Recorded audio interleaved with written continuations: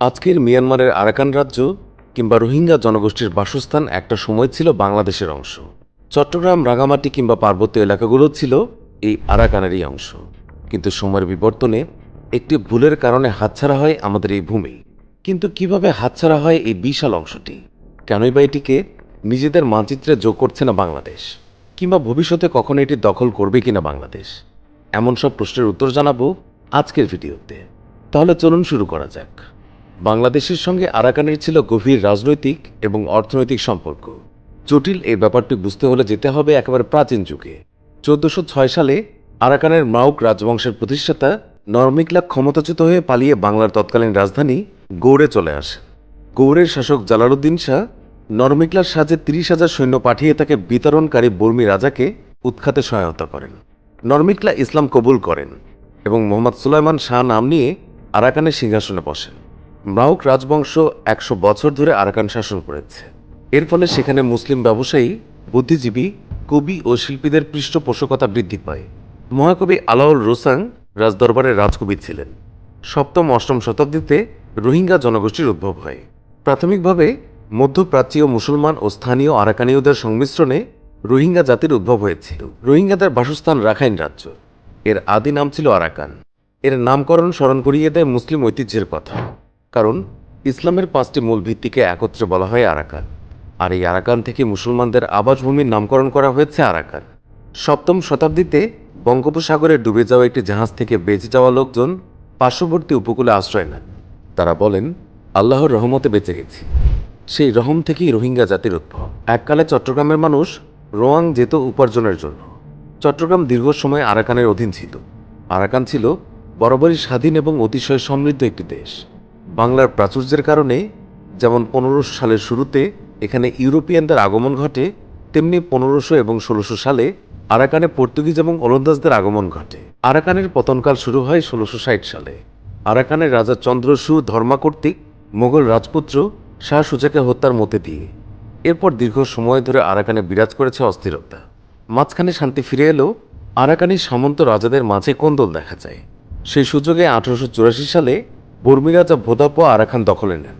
ভোদাপোয়ার অত্যাচারে আরাকানের রাজা ঘাথানবি পালিয়ে কক্সবাজারে আশ্রয় নিয়ে বর্মীদের বিরুদ্ধে বিদ্রোহ এবং আন্দোলনের নেতৃত্ব দেন।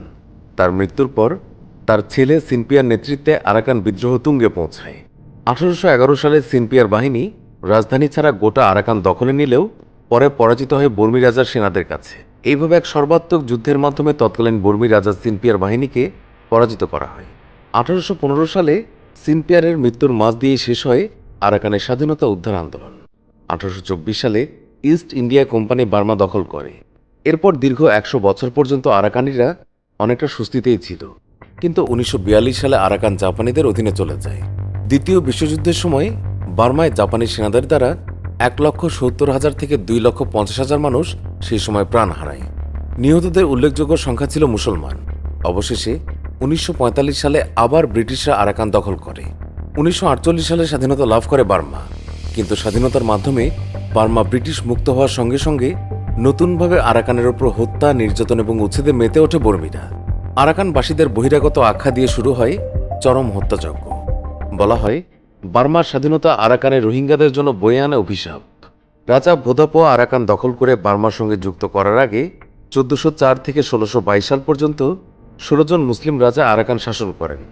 1782 সালে থামাদা আরাকানের রাজধানী ম্রোহং দখল করে নিজেকে রাজা ঘোষণা করে। গৃহযুদ্ধে বিপর্যস্ত স্বাধীন আরাকান রাজ্য এরপর একেবারে ভেঙে পড়ে। এই সময় 2 লক্ষাধিক রাখাইনকে হত্যা করা হয়। পরিকল্পিতভাবে বুদ্ধিজীবীদেরকে হত্যা করা হয় যাতে এই জাতির পুনরুত্থানের পথ রুদ্ধ হয়ে যায়। ভোদাপর উচ্চকর আরব আর বর্মী বাহিনীর অত্যাচারে অতিষ্ঠ হয়ে মগ মুসলিম নির্বিশেষে আরাকানের জনগণ পালিয়ে এসে চট্টগ্রামের বিভিন্ন স্থানে বসবাস শুরু করে। মগরা একজোট হয়ে কক্সবাজার সহ দক্ষিণ চট্টগ্রামের পার্বত্য অঞ্চল থেকে বর্মীদের বিরুদ্ধে যুদ্ধ শুরু করে। বিশ্লেষকরা মনে করেন, জিন্না আরাকানের ব্যাপারে সঠিক ভূমিকা গ্রহণ করলে আজ রোহিঙ্গাদের ইতিহাস ভিন্ন হতে পারত। ব্রিটিশ ঔপনিবেশিক আমলে আরাকান মিয়ানমার থেকে আলাদা হতে চেয়েছিল, কেননা ঐতিহাসিকভাবে আরাকান মিয়ানমারের মূল ভূখণ্ডের অংশ ছিল না। বর্মিজরা একসময় স্বাধীন আরাকান দখলে নেয়। ব্রিটিশ উপনিবেশে ভারত পাকিস্তান স্বাধীনতা আন্দোলনের সময় পূর্ব পাকিস্তানের সঙ্গে একীভূত হতেও মত দেয় আরাকান নেতৃত্ব। নিজেদের অবস্থান স্পষ্ট করতে 1946 সালে আরাকান মুসলিম লীগ গঠন করে তারা। কিন্তু জিন্নার ঐতিহাসিক ভুল সিদ্ধান্তের কারণে আরাকান বাংলাদেশের সঙ্গে যুক্ত হতে পারেনি তার স্বাধীন অস্তিত্ব ফিরিয়ে আনতে। পূর্ব পাকিস্তানের সঙ্গে যুক্ত না করলেও সেই সময় তাদের স্বাধীন থাকার সুযোগ করে দেয়া যেত, কিন্তু এই সুযোগ হাতছাড়া হয়ে যায়। এই দায় জিন্নার। তিনি আদৌ মুসলিম ছিলেন কিনা এই ব্যাপারে অনেকের সন্দেহ ছিল। জিন্না ছিলেন খোজা মুসলিম, কিন্তু লোহানা জাতি থেকে ধর্মান্তরিত হয়েছে তারা। এরা শিয়া সম্প্রদায়ভুক্ত। বার্নার্ড লিউইস খোজাদের বিবরণ দিতে গিয়ে বলেছেন, এরা মুসলিম আচরণের আড়ালে হিন্দু মনোভাবাপন্ন।